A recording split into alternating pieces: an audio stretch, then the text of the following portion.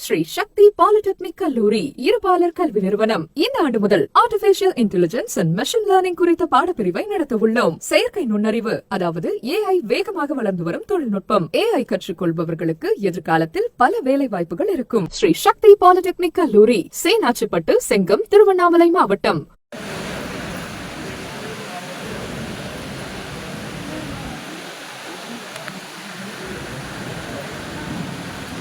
பொதுமக்களின் தேவைகளை உடனுக்குடன் நிவர்த்தி செய்ய வேண்டும் என்கின்ற அடிப்படையில் உங்களை தேடி உங்கள் ஊரில் என்கின்ற முதலமைச்சர் அவர்களின் ஆணைக்கிணங்க ஒவ்வொரு மாவட்டத்திலும் சிறப்பான திட்டம் செயல்படுத்தப்பட்டு வருகிறது. இந்த திட்டத்தின் அடிப்படை நோக்கம் என்னவென்றால், முன்பெல்லாம் நீங்கள் வருவாய்த்துறை இந்த தமிழ்நாடு இருந்திருக்கும். ஆனால் தமிழ்நாடு என்பது இந்திய திருநாட்டுக்குள்ளே ஒரு மாநிலமாக இருப்பதால் உலக நாட்டிலே போட்டி போடுகின்ற ஒரு நாடு கூட போட்டி போடுகின்ற ஒரு மாநிலமாக தமிழ்நாடு திகழ்ந்து கொண்டிருக்கிறது என்று சொன்னால், இதே மாதிரியான ஊரில் எந்த செலவும் இல்லை.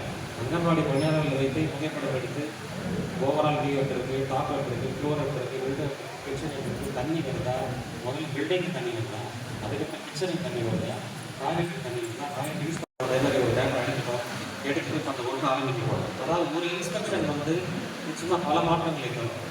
நம்ம இன்ஸ்பெக்ஷன் பண்ணி எடுத்து டேட்டா கொண்டு போயிட்டு அதை என்ன மாதிரிலாம் பண்ணலாம் பண்ணி குறைந்தபட்சம் விவசாயம் ஒரு ஸ்கீம் இருக்கும். இப்போ அந்த மாதிரி அதே மாதிரி ஸ்கூல் பிள்ளைங்களுக்கு வந்து டாய்லெட் ரொம்ப அவசியம். அவங்க அந்த குறித்த நேரத்தில் வந்து சிறுநீர் கிடைக்கல அப்படின்னாக்கா அவங்களுக்கு பல பிரச்சனைகள் வாழ்க்கையில் ஏற்படுறதுக்காக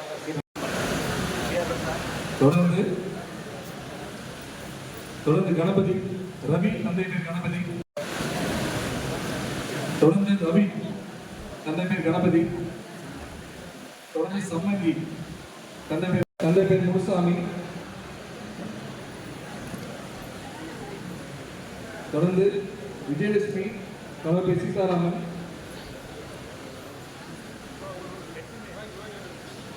தொடர்ந்து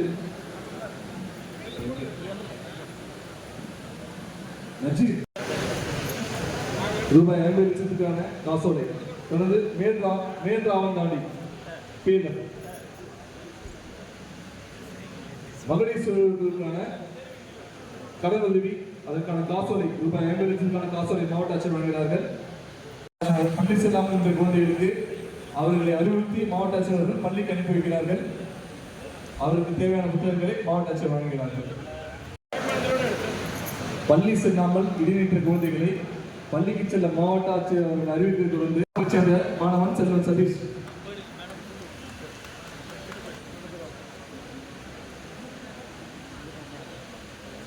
மாணவி நிஷாந்தி, 11ஆம் வகுப்பை சேர்ந்த மாணவி நிஷாந்தி.